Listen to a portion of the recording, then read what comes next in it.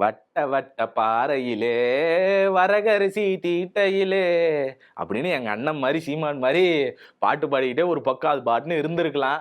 தேவையில்லாம ஜெயிச்சிட்டோமோ அப்படின்னு விஜய் அவர்களே ஃபீல் பண்ற லெவலுக்கு தொடர் நெருக்கடிகள் அவரை சூழ்ந்துகிட்டே இருக்கு. 2 சீட்டு தானே அப்படின்னு சொல்லி கிண்டல் பண்ணி பேசினவங்க எல்லாம் இன்னைக்கு வாயை திறக்க முடியல. அவங்க கையில தான் இப்பவும் தொடர் நெருக்கடிகள் இருந்துகிட்டே இருக்கு. அவங்க முடிவு பண்ணாதான் யார் இந்த இடத்துல ஆட்சி அமைக்க முடியும், யார் சிஎம் சீட்டுக்கு போக முடியும் அப்படின்றத 2 சீட்டு வச்சிருக்கவங்க கூடிய மட்டும்தான் முடிவெடுக்க முடியும். அந்த சூழலுக்குள்ள தான் தொடர்ந்து சிபிஐ, சிபிஎம், விசிகா இந்த 3 பேரும் சேர்ந்து ஒரு இடத்துல தொடர் நெருக்கடியை கொடுத்துக்கிட்டு இருக்காங்க. இந்த இந்த ஒரு பக்கம் எப்படி யோசிக்கிறாங்க என்னன்னா, திமுக அதிமுக இவங்க 2 பேரும் இணைஞ்சிருவாங்களா, இல்ல காங்கிரஸ் கூட சேர்ந்து பாமகவும் உள்ள போய் அவங்க ஆட்சி அமைச்சிருவாங்களான்னு பார்த்தாங்க. இன்னும் 3 சீட்டு தேவைப்படுது. இப்படியான வெயிட்டிங்ல இருக்காங்க. இதை பத்தின வீடியோ தான் இது. முழுசா பார்த்துருவோமா?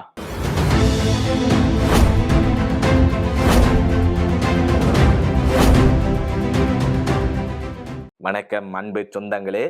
அதாவது விஜய் அவர்கள் பாவம்பா, ஏன் அதுக்குள்ள இவருக்கு இவ்வளவு நெருக்கடி கொடுக்குறீங்க? 2 சீட்டு வச்சுக்கிறீங்கல்ல, வர வேண்டியதானே. எங்க அண்ணன் திரும்ப அறிகிறாரு, அவர் வந்தா என்ன, கஷ்டப்பட்டு 108 சீட்டு மக்கள் கொடுத்துக்கிறாங்கல்ல, அத்தனை பேரை தேர்ந்தெடுத்துருக்காங்களன்னு சொல்லி தாவேக்காரங்க ஒரு பக்கம் கதறுன்னு கதறாங்க. இதுக்கு முன்னாடி இவங்க எப்படிலாம் பேசியிருந்தாங்க அப்படின்னு சொல்லி பாத்தீங்கன்னா, பிளாஸ்டிக் சேரு வெறும் 2 சீட்டுக்காக போய் நிக்கிறாரு அப்படின்னு சொல்லி தொடர்ந்து கிண்டலும் கேலியுமா பண்ணிக்கிட்டு இருந்த இவங்க எல்லாருக்கும் இப்ப அதே 2 சீட்டு தான் முடிவு செய்ய போகுது. 2 சீட்டா வச்சிருக்கக்கூடிய 6 சீட்டுகள் தான் முடிவு செய்ய போகுது யார் ஆட்சி அமைக்க போறாங்க அப்படின்னு சொல்லிட்டு. விஜய் அவர்கள் ஆட்சி அமைப்பதுல கிட்டத்தட்ட இப்ப காங்கிரஸ் போய் சேர்ந்ததுனால 113 இடங்கள் அவங்க கையில தக்க வச்சுக்கிட்டு இருக்காங்க. இப்படி தக்க வச்சுக்கிட்டு இருந்த இதே நேரத்துல ஒரு பக்கம் திடீர்னு ஒரு புரளை கிளம்புச்சு. என்ன அப்படின்னு பாத்தீங்கன்னா, திமுகவும் அதிமுகவும் போய் கூட்டணி சேர்ந்துரும், அவங்க சேர்ந்து ஆட்சி அமைக்க போறாங்க அப்படின்னு சொல்லி சொல்லியிருந்தாங்க. இதுக்கு முன்னாடியே லோயலா மணி அவர்கள் இதை வந்து சொல்லியிருந்தார், இவங்க 2 பேரும் சேர்ந்து ஆட்சி அமைக்க போறாங்க அப்படின்னு சொல்லி. இப்படி சொன்ன நேரங்கள்ல சொன்னது உண்மையாயிடுமோ அப்படின்னு பெரிய எதிர்பார்ப்புகளோட பார்த்த எல்லாருக்கும் அப்படிலாம் கிடையாதுப்பா அப்படின்னு சொல்லி முன்னாள் முதல்வர் ஸ்டாலின் அவர்கள் வந்து சொல்லிட்டாரு. இப்படி சொன்னதுக்கு அப்புறம் ஓகே, இது வரைக்கும் அவர் 6 மாசம் வரைக்கும் டிஸ்டர்ப் பண்ணாது திமுக அரசு அப்படின்னு சொல்லி எதிர்கட்சியா இருந்து நாங்க எதுவுமே பண்ண மாட்டோம், 6 மாசம் என்ன ஆட்சி பண்றாங்கன்னு பார்ப்போம், அதுக்கு மேலதான் நாங்க எங்களுடைய எதிர்ப்புகளை காட்டுவோம் அப்படின்னு சொல்லி தொடர்ந்து சொல்லிக்கிட்டு இருக்காரு. இதன் அடிப்படையில உடனே தாவேக்காரங்களாம் எல்லாரும் கொந்தளிக்க ஆரம்பிச்சிட்டாங்க.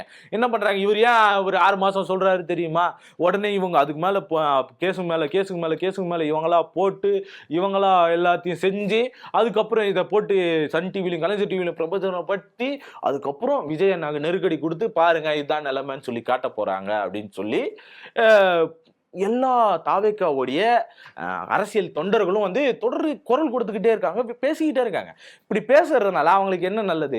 எப்பா இதுக்கு முன்னாடி விஜய் அதை தான் பண்ணிக்கிட்டு இருந்தாரு. திரும்ப பெண்களுக்கு பாதுகாப்பு இல்லை, ஆமா இல்லை, மற்ற இடத்த கம்பேர் பண்ணிப்பாரு, தமிழ்நாட்டில் கம்மி தான் அப்படின்னு சொல்லி பார்த்தாங்க, கேட்கல. எங்க யார் குத்தம் பண்ணாலும் அதுக்கு காரணம் ஸ்டாலின் தான் அப்படின்னு சொல்லிட்டு இருந்தாங்க. ஆனா இந்த 2 நாள்ல யோசிச்சு பாருங்க, ஒரு பக்கம் ஆர்கே நகர் தொகுதியில வெற்றி பெற்று அவர் என்ன பண்றாரு, பிறந்தநாள் வெட்டுறதுக்கு இவ்வளோ பெரிய கத்தி எடுத்து அவர் வெட்டுறாரு, கேக்கு வெட்டுறாரு.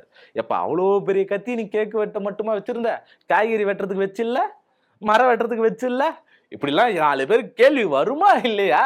அதுக்கேற்ற மாதிரிலாம் நீங்களாம் நடந்துக்கணுமா இல்லையா? இப்ப இது ஒரு கேஸ்.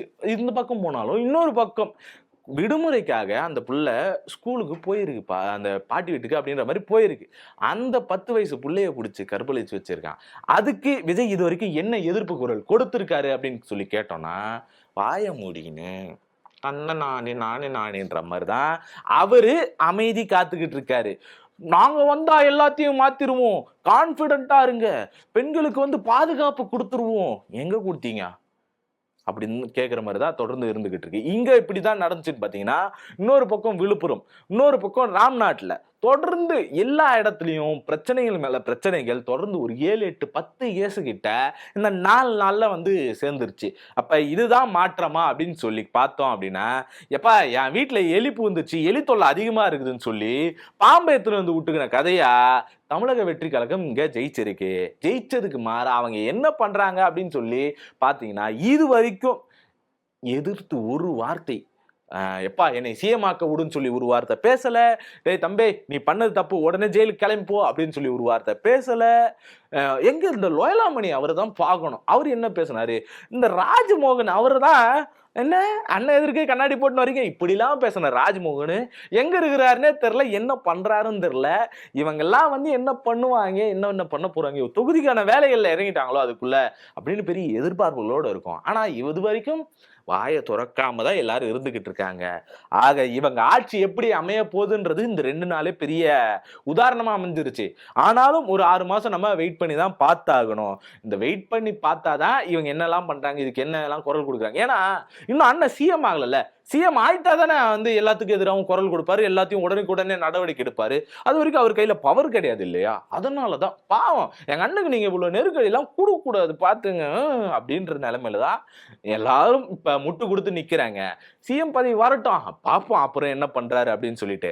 ஆனா அந்த சிஎம் பதவி வரணும் அப்படின்னா நீங்க போய் நிக்க வேண்டிய இடம் எங்க பிளாஸ்டிக் சேருன்னு கலாச்சிங்களோ, எங்க 2 சீட்டுக்காக இருக்காங்கன்னு கலாச்சிங்களோ, எங்க வந்து இவங்க எல்லாம் கம்யூனிஸ்டுகளா, எங்க அவங்க எல்லாம் கம்முன்னு இருக்கணும், அவங்க தான் கம்யூனிஸ்ட்னு சொல்லி சொன்னீங்களோ, இவங்க 3 பேரும் தான் நிரூபிச்சே ஆகணும். அவங்க தான் முடிவெடுத்தே ஆகணும். 113 வச்சிருந்தாலும் இன்னும் உங்களுக்கு 5 சீட்டு 6 சீட்டு கிட்ட தேவை. ஏன்னா சபாநாயகருக்கு 1 போயிடும், இன்னொரு பக்கம் விஜய் அவர்கள் ரிசைன் பண்ணி ஆகணும். இப்படியான சூழல்ல இருந்துகிட்டு இருக்கு. இன்னும் 6 சீட்டு இருந்தா தான் முடிவு பண்ண முடியும். சப்போஸ் உங்க கூட இவரு பிஎம்கேல இருந்து வந்து ஐயா அன்புமணி அவர்கள் வந்து சேர்ந்துட்டாங்க, பாமக வந்து சேர்ந்துருச்சு அப்படின்னாலும் அது ஒரு 4 சீட்டு தான். இப்போ அதை வச்சு உங்களால ஒன்றும் பண்ண முடியாது.